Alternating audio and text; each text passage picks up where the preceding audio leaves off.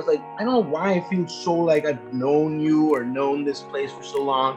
And then they pointed at the swords on the wall. And I was like, oh my God, we've been sitting in the apartment like this whole time. Kid you not, got like full body chills and was just almost stunned into silence because this is part of sitcom history.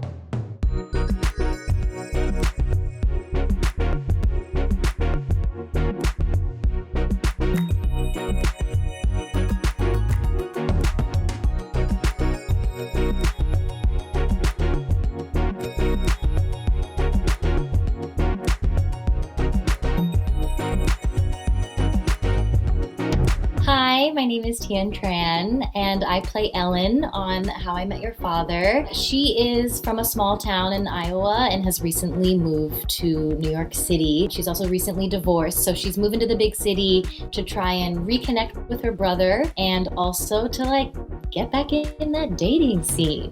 She's almost a little bit like a baby gay. My name's Stuart Sharma. I play Sid. He's basically this quirky, out-of-the-box guy, decides to drop out of med school, buy a bar in New York because that's always been the dream of his. He's in this long-distance relationship with his girlfriend. She's in a hospital in LA, and they're trying to figure it out. Sid's going through this thing where he is trying to gun at what he wants, but he doesn't know exactly what to do about it yet. So he's just trying to figure it out. Many a time we find Sid where he's like, all right, I like the situation I'm stepping in. And once he steps in, he's like, oh, wait, what am I going to do now?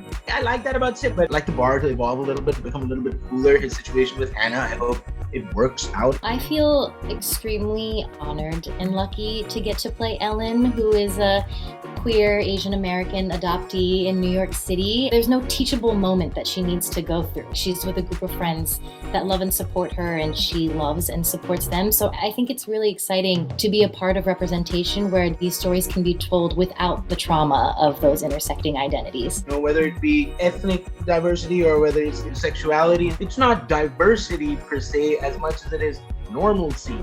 It's just how life is. There is so much pressure just in terms of the legacy that it has, and it's such a beloved show, but it also is so exciting that we get to touch in that world, but then take this story in a completely different direction with 6 new amazing friends that I hope everyone gets to fall in love with too.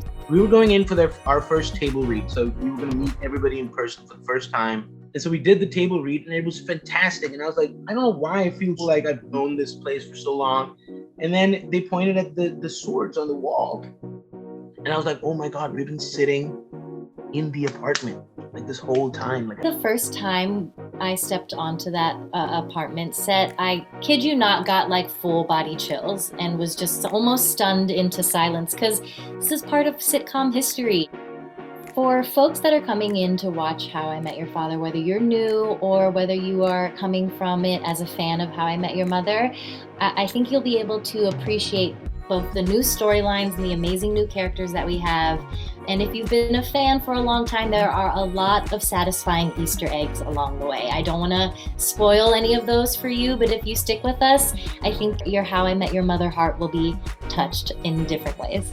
I hope that you find friendship, you find love, you find an escape, and yet you find a way to kind of give yourself ideas on how to live life. I just hope it's a nice, friendly space for people to come and feel welcome, just like Pemberton's.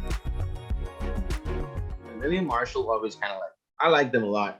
They're just grounded yet crazy. I'm a huge fan of Robin Scherbatsky. She's my fave, and I think Robin Sparkles is the funniest